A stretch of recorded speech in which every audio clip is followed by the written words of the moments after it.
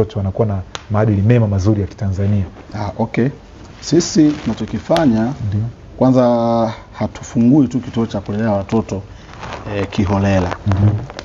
Kuna sheria ambayo inatuongoza, sheria ya mtoto ya mwaka 2009 2021, ambapo sisi tunapaswa kusajili kituo chetu. Tunaposajili huwa tunakuwa pia na wakaguzi. Tunakuwa na wakaguzi, tuna afisa ustawi wa jamii wa kata. Huwa anatutembelea mara nyingi anatutembelea, lakini pia tunajitahidi sana kuwaweka watoto katika mazingira salama kwa kufuata zile sheria ambayo imewekwa, sheria ya mtoto namba 21 mwaka 2009. Kwa hiyo hizo changamoto za kuweza kuwasumbua watoto au kuwakatili kwetu sisi hazipo, kwa sababu tunafuata mpangilio wote na mwongozo wote wa kiserikali. Sawa, ndio. Nitasoma message hapa kwa ufupi. Kwa hiyo natuhakikishia kwamba watu ambao wanatazama kipindi hiki, kwa mfano mtu akija Ernest Kids and Day Care Center, akileta mtoto wake pale atakuwa salama. Atakuwa salama 100%. Sawa. Anasema tujali sana watoto, ingawa hujaniandikia jina lako ni nani, lakini nashukuru kwa ujumbe wako msemaji. Okay. Lakini pia na maoni, tupatie maoni hayo kama unayo. Naitwa Ana Mabena kutoka Iringa. Watu wanao hapa mimba wanafunzi wachukuliwe hatua. Asante sana Ana. Kijukuu cha Kopwe, Maya Kidote wa Majengo, Tanga.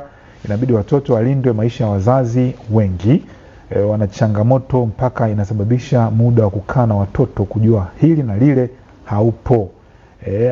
Huo pia ni unyenyesaji. Haya, wazazi wengine wanakuwa hawana muda kabisa. Mabadiliko ya mtoto yanatokana na jinsi unavyomwandaa tangu akiwa mdogo, kwa hiyo anakuwa na tabia endelevu hiyo. Baba Frida Sokoni Mazimbu Morogoro. Haya, asante kutoka huko Morogoro. Naitwa Ana Mabena, nimeshasoma ujumbe wako. Na huyu sasa labda yeye utairespondi pia. Msemaji hapo anahimiza zawadi ili kumshawishi mtoto kutoa taarifa. Je, haoni kuwa zawadi ndio kishawishi kinachosababisha uhalifu, kuwatendea ukatili watoto? Je, huoni pia vitesho ndio janga kuu kwa watoto kutoka kwa wazazi, walezi, majirani na maanko kwenye magari? Nasema watoto mnawaepushaje kujikinga zawadi na vitisho ili anapotendea ukatili asiseme, hali inayomwacha katika sonono kubwa? Masero anapatikana Tabata. Kimsingi amesema kwamba zawadi wakati mwingine zinageuka zinakuwa kama kisababishi cha watoto kutendewa ukatili. Lakini kingine anachosema ni kwamba vitendo pia vya ukatili vinafanywa pia na jamii ambayo watoto wanaishi katika jamii hiyo karibu. Ni kweli kwamba mtoto anapopewa zawadi mara nyingi pia anaweza akashawishika kufanya matendo maovu.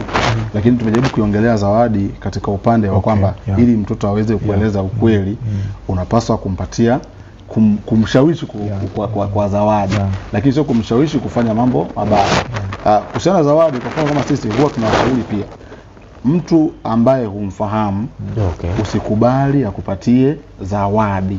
Yani chunga sana, usipewe zawadi, usipewe chochote na mtu usiyemfahamu. Sasa kwa sababu mimi ni mwalimu na nimempatia zawadi na ni jukumu langu pia mtoto anapofanya vizuri nimpatie zawadi, lakini mimi nimetumia mbinu hiyo pia kumfanya mtoto aniambie ukweli, lakini sio kufanya lile jambo baya. Yaani ukiangalia kwa mataifa mengine huwa na hii kwamba usikubali zawadi, usikubali kitu chochote kutoka kwa mtu ambaye umfahamu, huwa wanaizungumza sana. Kwa hiyo nadhani pia watoto wetu ambao tunaweza kuwa tunawapa hizi zawadi, lakini lazima tuwape funzo kwamba hakikisha hauchukui kitu kwa upokei tu vitu. Mtu kaja na kupa zawadi hii na unaichukua. Lazima watoto wawe makini kwenye hili jambo.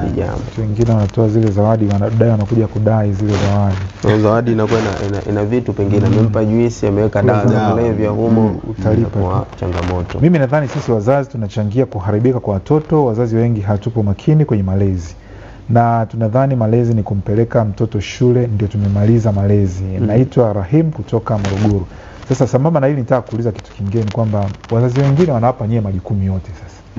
Yaani mzazi kwa vile ameleta mtoto na amelipa ada, yaani ndo kama nitolee sasa. Amemsusa mtoto wake. Amemsusa mtoto wake, na wakati mwingine watu wanaokuja kwenu, unajua kumshape mtoto bwana, wakati mwingine wazazi ndo wamesha mwalibu huko analeta kwenu hivi. Japokuwa ni kadogo, lakini kuna vitoto vingine vinakuwa vikorofi bado vidogo tu.